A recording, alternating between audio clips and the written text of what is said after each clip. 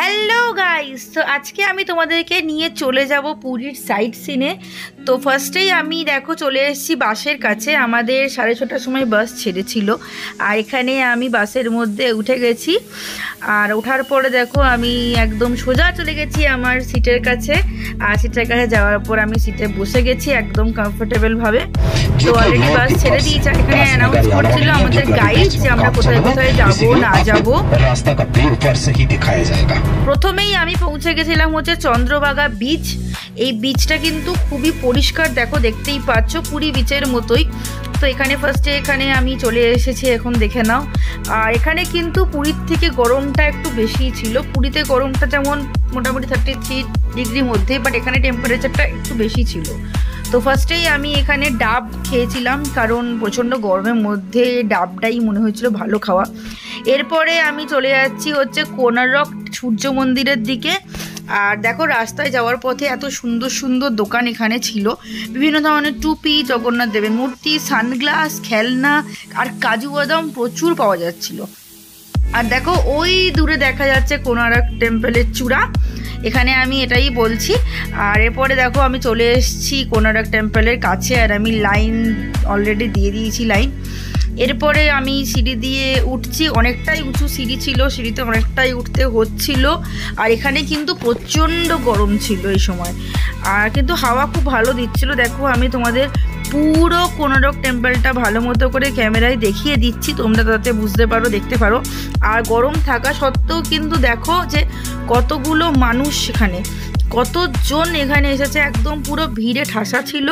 এরপরে আমি চলে এসেছি দেখো টেম্পলের একদম সামনে। আর এখানে এসে কিন্তু আমি অনেক ফটোস ক্লিক করেছি।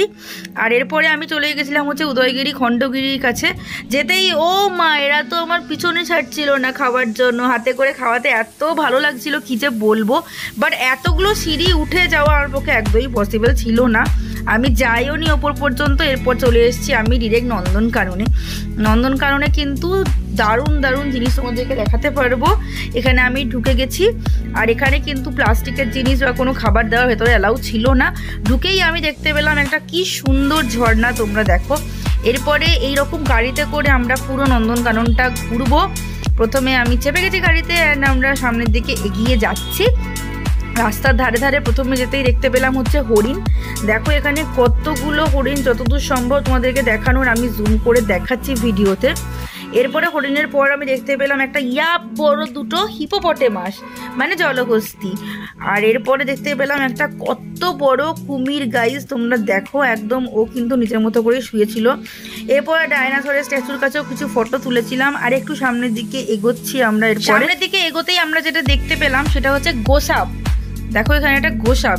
এরপরে আরেকটু সামনের দিকে এগোতে এখানে একটা পাইথন সাপ দেখলাম।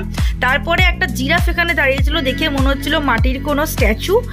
এরপরে যেটা মূল আকর্ষণ সেটা হচ্ছে রয়্যাল বেঙ্গল টাইগার। এরপরে দেখতে পেলাম হচ্ছে বাঘ, এটা কিন্তু সাদা বাঘ ছিল।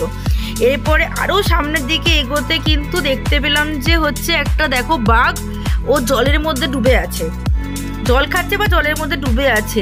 এরপরে আরেকটু এগোতেই দেখলাম বাপরে এখানে কতগুলো বাঘ, মানে কম করে 7-8টা বাঘ তো ছিলই এখানে। এতগুলো বাঘ দেখে তো মানে আমার তো ভয়ে হয়েই গেছিল, কি বলবো। আর এরপরে আরেকটা মূল আকর্ষণ সেটা হচ্ছে সিংহ। দেখো এখানে সিংহ সিংহী দুজনেই ছিল। আর এরপরে নন্দনকানন সব কিছু ঘুরে নিয়ে আমি রওনা দিলাম হচ্ছে হোটেলের দিকে।